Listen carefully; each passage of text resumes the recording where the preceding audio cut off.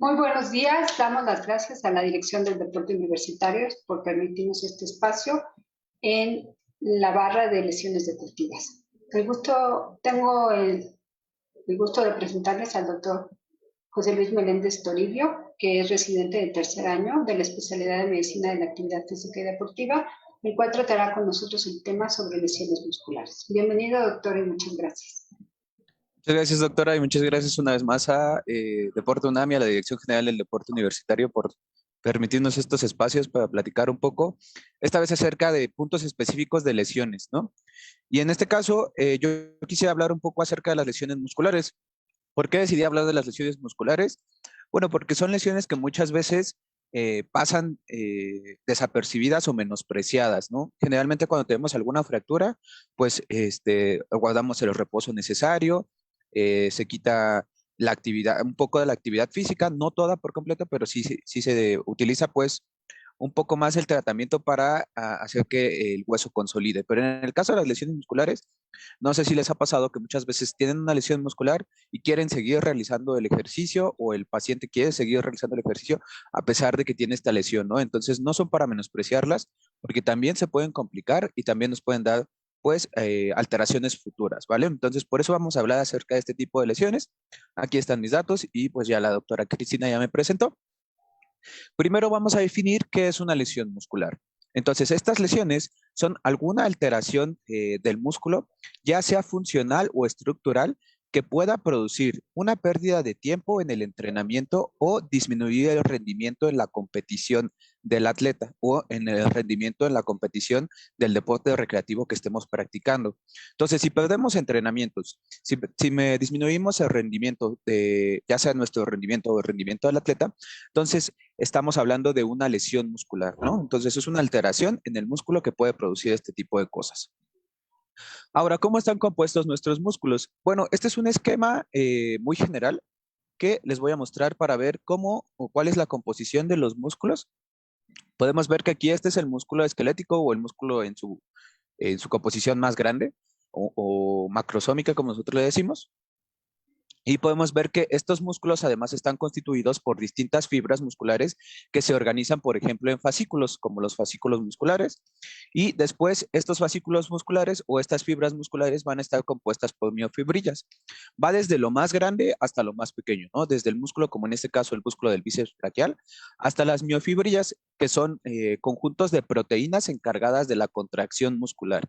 Aquí lo podemos ver y de hecho hay todavía un esquema más pequeño en donde podemos ver cómo están compuestos estos sarcómeros o estas miofibrillas, pero no se trata tanto de la plática, ¿no? Únicamente es para que veamos que puede haber una lesión tanto desde aquí, desde los sarcómeros o las miofibrillas, hasta una lesión ya más extensa a nivel del músculo completo, es decir, una rotura muscular o una separación de estas fibras, ¿no?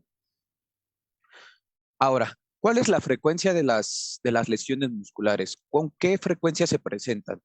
Bueno, la verdad es que las lesiones musculares son una de las lesiones más prevalentes en el deporte e incluso unas las lesiones más prevalentes en el deporte a nivel profesional.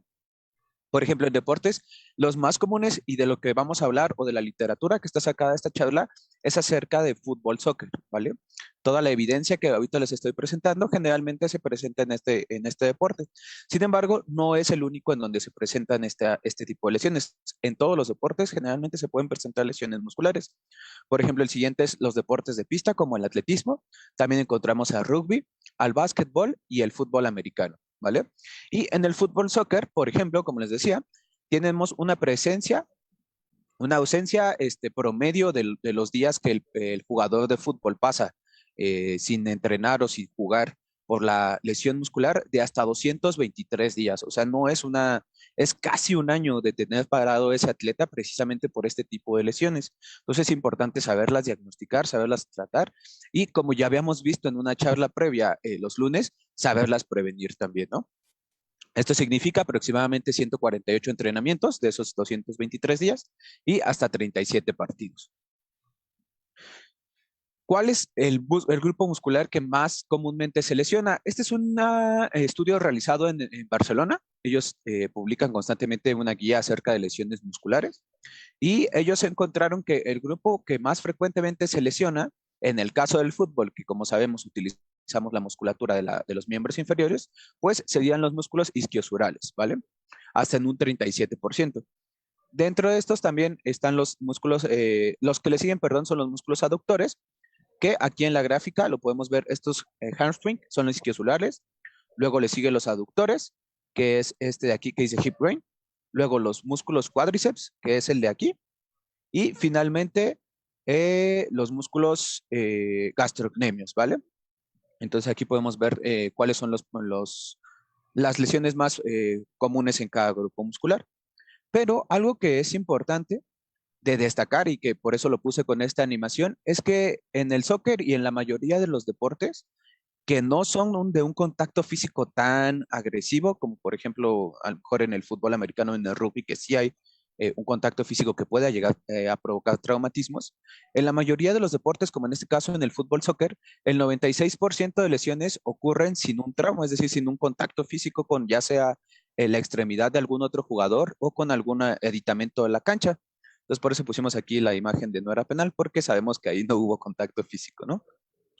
Pero es por esto, o sea, lo que creo que se queden también de esta charla es que la mayoría de estas lesiones se les conoce como funcionales y son procesos intrínsecos del músculo. Es decir, son procesos que tienen que ver más con las cargas de entrenamiento a las que se somete el atleta o la persona que hace ejercicio, con la fatiga que tenga con la recuperación, con la adecuada nutrición y dejamos de lado solo el 4% de estas tendrían que ser por traumatismos ya directos, ¿no? A lo mejor por los botines o la extremidad de algún otro jugador. Ahora, esto es también otra gráfica muy importante y que me gusta mucho porque aquí analizamos, o sea, ya sabemos cuáles son los principales grupos musculares que se pueden lesionar, ¿no? Los isquiosurales, los cuádriceps, los aductores y los gastrocnemios. Pero ahora, ¿cuál de ellos o qué es lo que pasa conforme va aumentando el tiempo en el que el jugador entrena? Y esta gráfica nos dice que, por ejemplo, las lesiones se aumentan mucho cuando aumenta también el tiempo de juego del jugador. Por ejemplo, este es un estudio que se realizó para determinar si las lesiones musculares se presentaban antes del medio tiempo o después del medio tiempo. Y, por ejemplo, podemos ver que aquí lo más oscuro es el total de las lesiones, pero la mayoría de las lesiones se presentaban después del medio tiempo. Y esto es porque, como les decía, debido a que son lesiones funcionales que consideran factores intrínsecos del músculo y de la persona que está realizando el ejercicio o que está compitiendo, a mayor acumulo de fatiga, este músculo se sobrecarga y entonces puede llegar a provocarse esta lesión. La mayoría también, otra cosa que se vio con este estudio es que dependiendo de la intensidad con la que se compita, es también se aumenta hasta en 2 veces, no, perdón, hasta en 3 veces el riesgo de la lesión. Por ejemplo, aquí teníamos que 53% de las lesiones se presentaron en partidos oficiales en donde se estaba compitiendo por algo, ya sea por puntos en la tabla, una posición o incluso la clasificación, y 47% de las lesiones se presentaron en entrenamientos. ¿Por qué ocurre esto? Bueno, porque durante el partido, pues competimos a una mayor intensidad, queremos ganar, está en juego algo, y entonces también el triunfo hace que el atleta se esfuerce de más o el deportista se esfuerce de más y entonces provoque la lesión. En cambio, en el caso de los entrenamientos, pues ahí hay un poco más, las cargas a lo mejor pueden estar controladas para que la sesión de entrenamiento pueda ser intensa o moderada, pero no se compite con tanta exigencia como se haría en un partido oficial. Entonces ya vimos algunos aspectos de por qué ocurren las lesiones. Y como les decía, la incidencia aumentaba en los segundos tiempos, ¿no? A partir del segundo tiempo existían más lesiones y esto era precisamente por el aumento de la fatiga. Podemos clasificar mucho a las lesiones. Una de las primeras clasificaciones tiene que ver, como les decía, con el tiempo perdido, ¿vale? Entonces, como ya vimos en la definición, necesitamos tener tiempo perdido o disminución del rendimiento deportivo. Entonces, en el caso del tiempo perdido, esta es la clasificación que la UEFA le da a las lesiones musculares. Podemos tener una lesión que se considera una lesión leve de 1 a 7 días, una lesión moderada de 8 a 21 días o una lesión severa ya cuando el deportista pierde más de 21 días, ya sea en días de práctica, entrenamientos o partidos.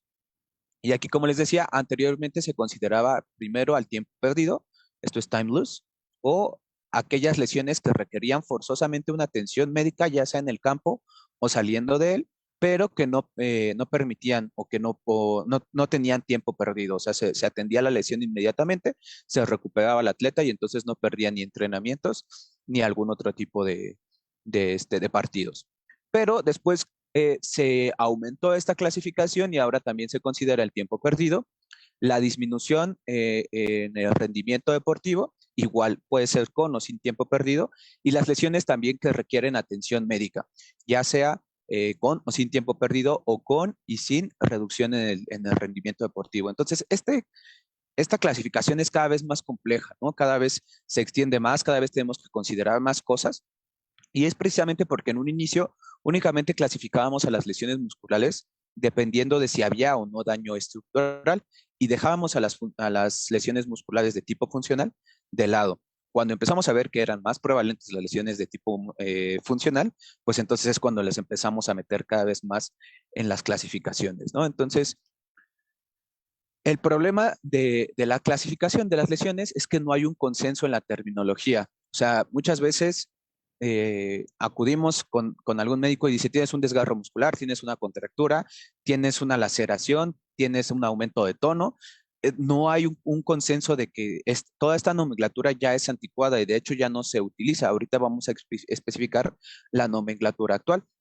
Pero, por ejemplo, ya no utilizamos términos como desgarro fascicular, ni desgarro muscular, ni contractura muscular, ni laceración, ¿vale? Estos términos ya son antiguos y nosotros lo que queremos es irlos rezagando, irlos quitando, para que así tengamos un consenso de lo que estamos hablando y podamos dar un tratamiento adecuado a todos los pacientes. Y como les decía, antes no existía una diferencia entre las lesiones funcionales y estructurales. O sea, únicamente considerábamos más a las lesiones estructurales porque pues éramos las que podíamos ver, las que podíamos palpar, y las lesiones funcionales se quedaban pues rezagadas y se les daba generalmente estos términos ambiguos, ¿no? Se le tiene una contractura cuando teníamos un aumento de tono, pero no sabes si es un aumento de tono por fatiga, si es un aumento de tono por una lesión microscópica que a lo mejor no se alcanza a ver con los estudios de imagen o no se alcanza a palpar. Entonces, por eso que necesitamos llegar a un consenso. Anteriormente teníamos bastantes clasificaciones para las lesiones musculares. Desde 1962, el doctor O'Donoghue realizó la primera clasificación. En esta, el doctor únicamente consideraba las lesiones estructurales y él empezaba a ver las lesiones funcionales describiéndolas como una reducción en la fuerza. Entonces, él lo único que medía era la fuerza. No consideraba tampoco el tono muscular ni algunos otros marcadores de inflamación, únicamente valoraba la fuerza y la estructura. Si el músculo estaba estructuralmente íntegro y no había disminución en la fuerza, entonces no había lesión muscular. Y a partir de eso las clasificaba. Él las clasificó hasta en 3 grados. Después de esto, el doctor Ryan, con una modificación del doctor Stopper en el 2002, realiza una clasificación en un inicio únicamente para cuádriceps. Y esta ya después el doctor Stopper la expresa o la traslada hacia otros músculos. Entonces, él lo único que veía, él los clasificó en 4 y él igualmente, lo único que consideraba eran las lesiones estructurales. Si había alguna rotura de fibras o alguna lesión palpable, entonces comenzaba a clasificar las lesiones. De otra manera, quedaba pues con un término ambiguo como los anteriores que les decía. El doctor Takebayashi en 1995, él ya empezaba a utilizar estudios de imagen, ya no solo era la clínica y la exploración física, sino empezaba a utilizar estudios de imagen para clasificar estas lesiones. Y lo primero que utilizaron fue el ultrasonido. De hecho, ahorita el ultrasonido musculoesquelético pues es una herramienta muy útil para el diagnóstico de este tipo de lesiones, siempre y cuando venga acompañada de una adecuada clínica, ¿vale? Entonces el doctor Takebayashi publica su clasificación de ultrasonido y en el 2007 el doctor Stoller ahora utiliza nuevas técnicas de imagen y en este caso él publica una clasificación por resonancia magnética.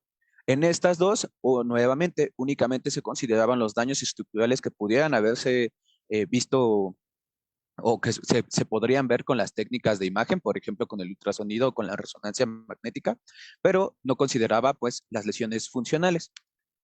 Es así como en el 2012, perdón, se crea el consenso de Múnich o la clasificación de Múnich para las lesiones musculares. Y estas la divide en dos, en lesiones indirectas y lesiones directas. En el caso de las lesiones indirectas, son todas las lesiones funcionales, son todas las lesiones que no tengan ningún traumatismo de por medio, es decir, que no haya ningún golpe, ningún choque con algún otro jugador, ningún choque con alguno de la utilería. Y las lesiones directas, si hay un traumatismo directo, ya sea es la zona del músculo, que por ejemplo puede ser un traumatismo cortante que perfore la piel, el tejido celular subcutáneo y el músculo, o una contusión, que es un traumatismo cerrado en el cual únicamente se produce el golpe, no hay una solución de continuidad en la piel, es decir, no hay una herida abierta, pero se produce pues un moretón o como nosotros le conocemos, una equimosis o un hematoma en el músculo y esto provoca su lesión. En el caso de las lesiones indirectas, esta clasificación, que es lo interesante o lo bueno de ella, es que ya las divide en alteraciones funcionales y en alteraciones estructurales. Alteraciones funcionales va a ser todo aquello intrínseco del músculo que anteriormente no se consideraba y las alteraciones estructurales ya van a ser rupturas parciales o totales, pero en donde no haya un traumatismo de por medio, porque si no ya estaríamos hablando de una lesión directa. En el caso de las alteraciones funcionales, vamos a tener desórdenes relacionados al sobreesfuerzo.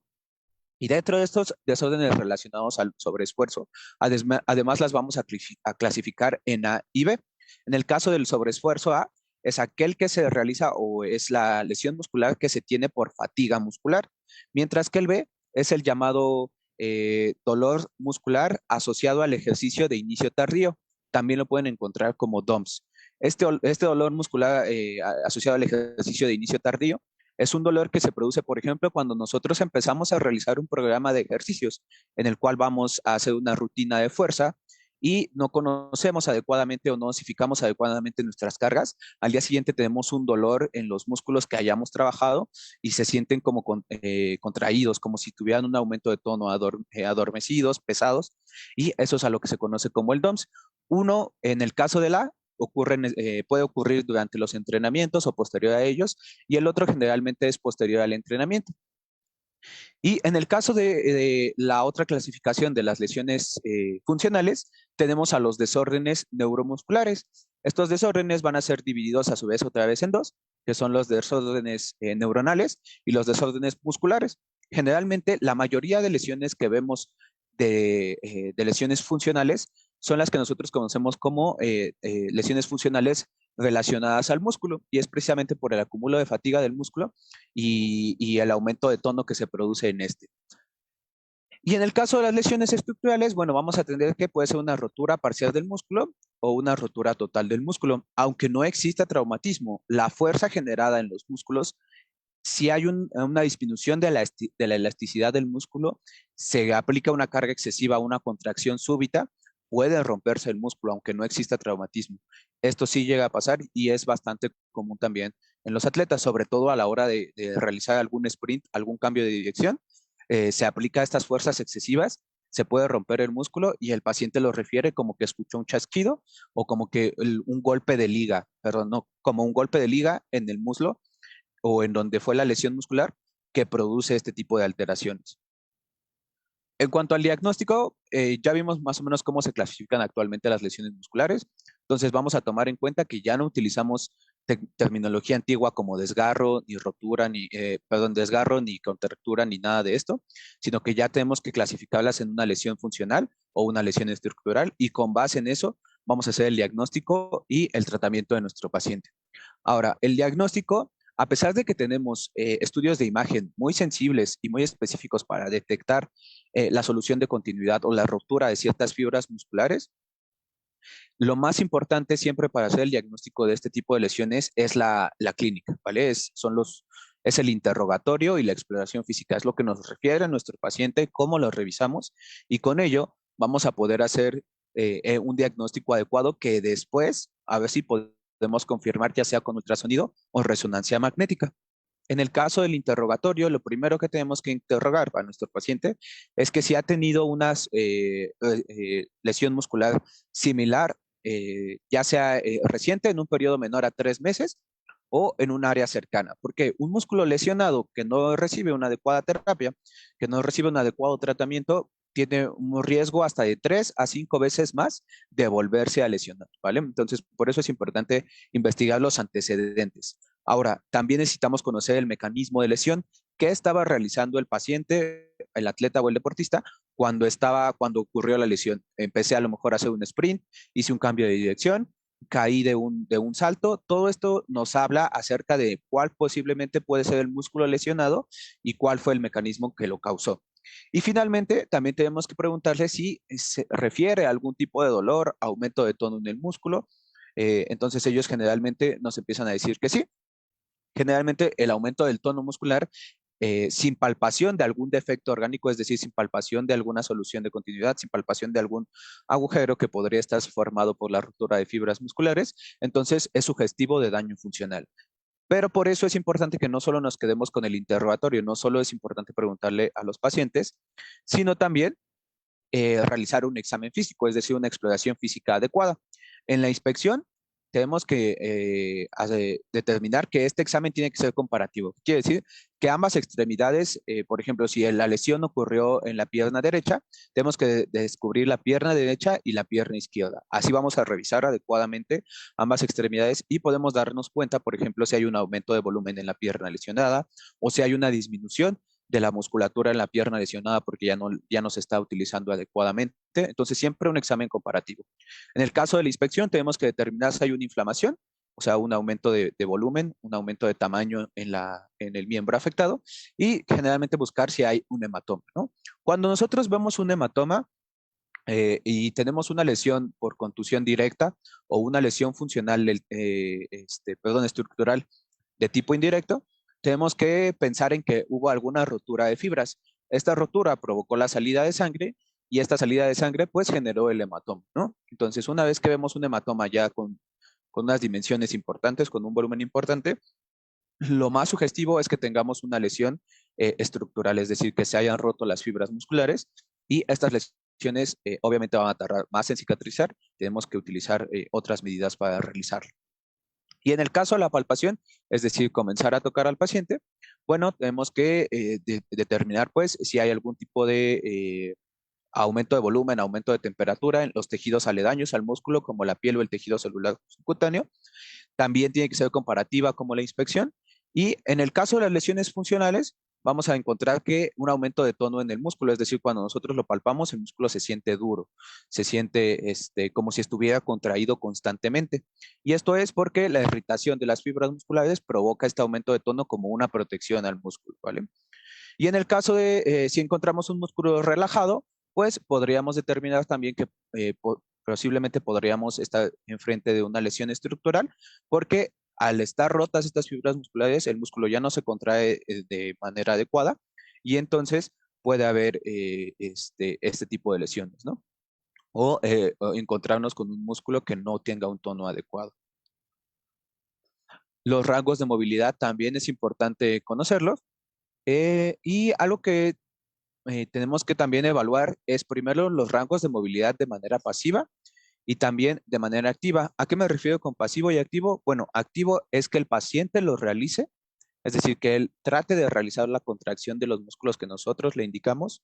Y el pasivo es también el que se conoce como asistido, en el cual nosotros ayudamos a la extremidad a realizar el rango de movimiento o la contracción. ¿Por qué es importante evaluar esto? Porque en el caso de las lesiones de tipo estructural, cuando evaluamos los rangos de movilidad activos o pasivos, va a existir dolor en ambos. Es decir, cuando le digamos al paciente que realice la contracción le va a doler, cuando nosotros lo ayudemos también le va a doler. Pero en el caso de las lesiones de tipo funcional, cuando se realiza el movimiento muscular activo, este va a ser doloroso para el paciente, pero cuando se realiza el movimiento muscular pasivo, cuando nosotros ayudamos, este va a ser reconfortante. ¿Por qué es esto? Bueno, porque en el pasivo nosotros estamos ayudando a que esas fibras que se mantienen en un tono aumentado se empiecen a estirar y ese estiramiento va a ayudarle al paciente a relajarse. Es por eso que también se les recomienda a los pacientes que después de las sesiones de ejercicio realicen una sesión de estiramientos, precisamente para evitar las lesiones musculares. Y bueno, también vamos a valorar la fuerza y si existe dolor a la contracción, ¿no? Que es lo que les decía más o menos. Una vez que ya tenemos determinada la lesión y si encontramos que fue una lesión funcional, pues entonces el tratamiento, lo que sigue va a ser el tratamiento de la lesión. Si encontramos datos de una lesión estructural, como por ejemplo una rotura de fibras, una solución de continuidad, entonces vamos a requerir algún tipo de estudio, ya sea una resonancia magnética o un ultrasonido para determinar cuál es la extensión de esta lesión y cómo vamos a tratar. Algunas lesiones musculares pueden ser tratadas mediante fisioterapia, pero si ya tenemos una rotura de fibras completa o con una extensión muy grande, vamos a requerir también de una cirugía. En el caso del tratamiento, como les decía, las lesiones indirectas, sobre todo tenemos que tomar en cuenta estos tres aspectos, que tenemos que tratarlas de acuerdo a la etapa biológica de la reparación de los tejidos, o sea, nuestros tejidos, como en la piel, lo primero nos cortamos, sangramos, luego nos sale una costra y luego esta costra se quita y queda una cicatriz. En el músculo es similar, ¿vale? Primero tenemos la lesión. Si esta lesión es de tipo estructural, se rompen las fibras, empieza a sangrar, se forma una cicatriz y luego esta cicatriz se va regenerando para tener tejido que ya no es funcional, porque ya tenemos, por ejemplo, una cicatriz que generalmente es tejido fibroso, ¿vale? Ya no es tejido muscular que puede ser laxo y que puede contraerse, sino es tejido fibroso. Entonces, nuestra meta es recuperar ese tejido fibroso para que tenga unas propiedades similares a las del músculo, es decir, un poco de elasticidad, y con eso evitar nuevamente la lesión muscular. Entonces, la primera fase del tratamiento va a empezar desde el primero hasta el séptimo día. En este caso les puse el segundo porque el primero también lo utilizamos para el diagnóstico de la lesión. Pero pues puede empezar desde el segundo al séptimo día y lo primero que pasa aquí es la formación de la cicatriz en la zona central de lesión, lo que les comentaba.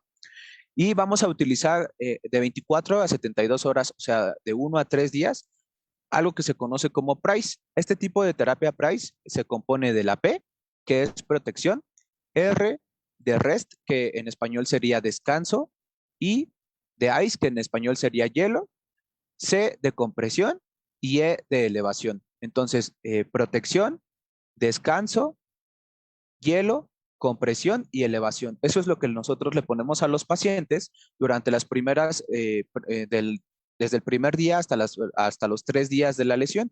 Y esto es con la finalidad de desinflamar el músculo, de la compresión, de evitar el edema, es decir, de evitar este aumento de volumen, y la elevación también, y el descanso no es un descanso absoluto, es decir, no lo sentamos durante 2 o 3 semanas, es un descanso de 2 a 3 días para que este músculo, al momento de hacer la cicatrización, pues las fibras musculares no estén en constante movimiento y se haga una adecuada cicatriz. Como les decía, la inmovilización no tiene que ser de más de 3 a 5 días, porque entonces empezamos a producirle efectos secundarios al paciente con el tratamiento. Es decir, va a tener un mayor tiempo de recuperación, o sea, se va a recuperar en más tiempo y le va a costar más trabajo. Entonces, la inmovilización no tiene que ser más de una semana. Y sobre todo, algo muy importante, evitar calor y masaje. Muchas veces cuando tenemos estas lesiones en el campo, ¿qué es lo primero que nos dicen? Masajéate para que no se te haga el moretón o ponte crema caliente.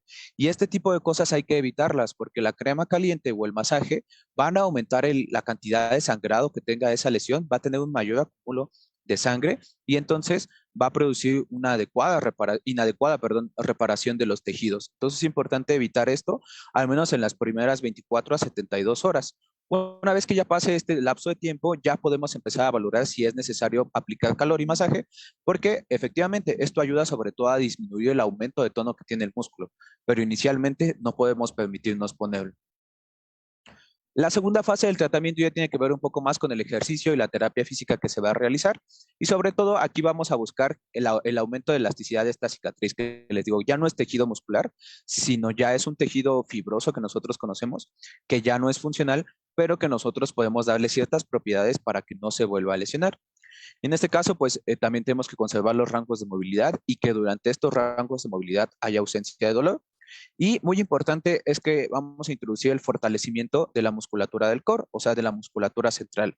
Generalmente estas lesiones, sobre todo en miembros pélvicos, se han visto asociadas a una falta de fortalecimiento en precisamente esta musculatura que hace que ciertos movimientos se compensen con otro tipo de músculos. Por ejemplo, en el caso de las lesiones de gastrocnemios, o en el caso de las lesiones de cuádriceps, ¿no? Entonces es importante también fortalecer esta musculatura porque con ello vamos a producir o a evitar que se produzcan futuras lesiones.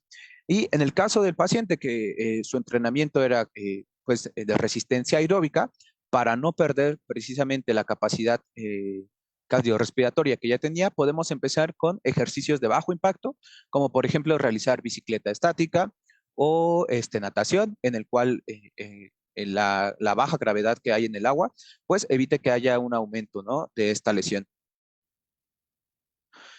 En cuanto al tratamiento o la tercera fase del tratamiento, esta ya es la fase casi de salida del paciente.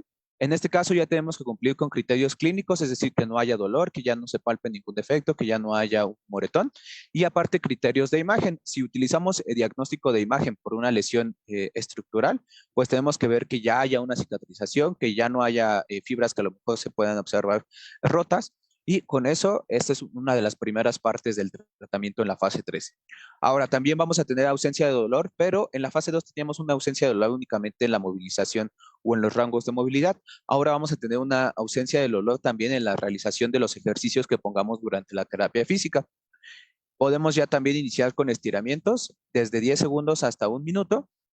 Y ya podemos empezar con actividades aeróbicas con impacto, por ejemplo, a correr, ¿no? Y podemos iniciar con la carrera. Finalmente, lo que tenemos que hacer, si nuestro deportista es de alto rendimiento o está en un nivel competitivo, es empezar también a realizar ejercicios propios del deporte, ¿vale? Ya volverlo a incorporar hacia los ejercicios que realizaba comúnmente en los entrenamientos. Entonces, como conclusiones, bueno, las lesiones musculares siempre son un reto para el médico, sobre todo porque, les digo, son muy infravaloradas. Generalmente pasamos mucho tiempo desde que se produce una lesión muscular hasta que se atiende adecuadamente. Y además es muy importante que tengas una expertise o cierta experiencia en el diagnóstico de este tipo de lesiones, porque si no es muy fácil que los diagnósticos puedan irse o puedan pasar. Lo importante siempre es tener o realizar un correcto interrogatorio y una adecuada exploración física, porque con esto ya podemos empezar a utilizar algunos otros estudios complementarios como el ultrasonido, la resonancia, únicamente como su nombre lo indica, para complementar lo que nosotros ya sabemos, ¿no? Para determinar que efectivamente sí existe una lesión muscular y determinar también su extensión y cuál va a ser la pauta para tratarla. En la clasificación de las lesiones musculares comienza a estandarizarse. Desde el 2012 se trata de estar estandarizado. Aún existe mucha literatura que todavía maneja términos ambiguos, términos antiguos, y esto es lo que también se tiene que quitar para que así todos hablemos en un mismo lenguaje, para que todos sepamos que una lesión muscular de tipo funcional puede ocurrir dependiendo de la clasificación de Múnich y cómo se puede ser tratada. Y finalmente, lo más importante es que la recuperación de la funcionalidad, ya sea del miembro o del músculo afectado, es el pilar del tratamiento. O sea, nosotros tenemos que centrarnos siempre en que ese músculo vuelva a tener la misma fuerza que tenía antes, vuelva a tolerar las mismas cargas, a pesar de que esté lesionado, y con ello evitar así una futura lesión. Y eso sería todo. Muchas gracias, doctor. Como nos están comentando en el Facebook, es un tema muy interesante que llega a tener muchos problemas para diagnosticarse adecuadamente y sobre todo, como lo menciona usted, es la lesión más frecuente que aparece en la práctica deportiva.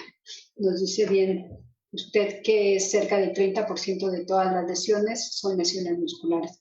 Siempre la pregunta es, ¿cuál será la lesión más frecuente en el fútbol o en el fútbol americano o en el atletismo? Y todo el mundo piensa rodilla, tobillo. Pues no, las lesiones musculares a nivel general es la lesión más frecuente. Y en cuanto a este tipo de lesión, como lo comenta, hay lesiones por contusión y lesiones por sobreuso o lesiones por sobreestiramiento. Y las lesiones musculares básicamente son por este sobreestiramiento. ¿Qué parámetros o qué necesitamos hacer como para tener un programa de prevención de estas lesiones? Es una muy buena pregunta, doctora. Lo primero que tenemos que considerar son los parámetros intrínsecos hacia la persona o el sujeto que pueda presentar la lesión, ¿vale? Entonces tenemos que ver en él que tenga un adecuado descanso, una adecuada dosificación de sus cargas, que tenga una adecuada fuerza y una adecuada elasticidad. Esto es muy importante porque son cualidades físicas que pueden ser incluso modificadas con la realización de ejercicios o cierto tipo de ejercicios. Por ejemplo, en el caso de la fuerza, nosotros evaluamos algo que se conoce como razón de fuerza cuádriceps isquiosural.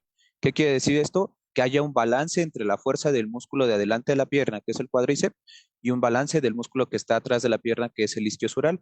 Si hay un desbalance de la fuerza de alguno de estos dos músculos, entonces uno empieza a jalar más que otro y puede provocar una lesión. De igual manera, la elasticidad. Nuestros músculos son elásticos, son como una liga. Cuando una liga se estira de más, se puede romper. Entonces, si nuestro paciente tiene poca elasticidad, necesita menos fuerza para poder romper esa liga, a diferencia de que si tiene más elasticidad, más fuerza va a ser requerida para romper esta liga.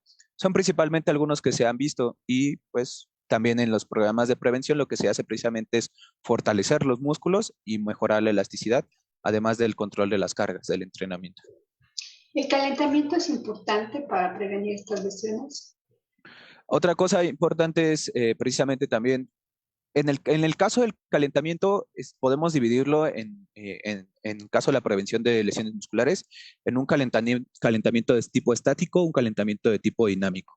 En el caso del calentamiento de tipo estático, se ha visto que no mejora o no previene las lesiones musculares y al contrario, reduce la generación de fuerza que se pueda requerir en el entrenamiento como tal. Nosotros preferimos un calentamiento dinámico con movimientos a lo mejor balísticos suaves que puedan ayudar a la movilidad tanto de articulaciones como al calentamiento de las fibras musculares. ¿Y qué nos dice de esta costumbre tan arraigada que tienen muchos deportistas de ponerse pomadas, medicamentos? ¿Funcionan para las lesiones musculares?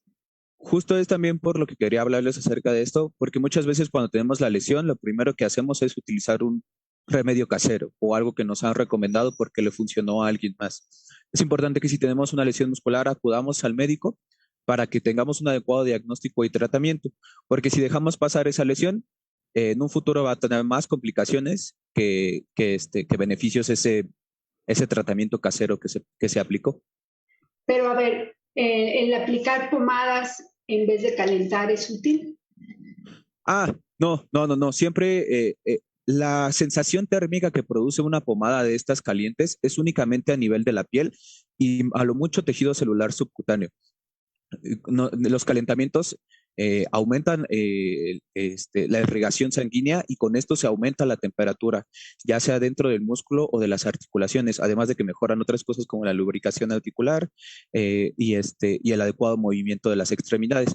Pero estas pomadas calientes no sustituyen en nada al calentamiento con ejercicios dinámicos, porque únicamente lo que están haciendo es calentar pues la zona de la piel en donde se apliquen, pero no tiene ninguno de los otros beneficios que tendría un calentamiento propio.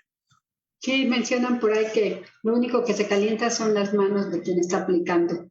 Sí, es correcto. Todo lo demás no sirve.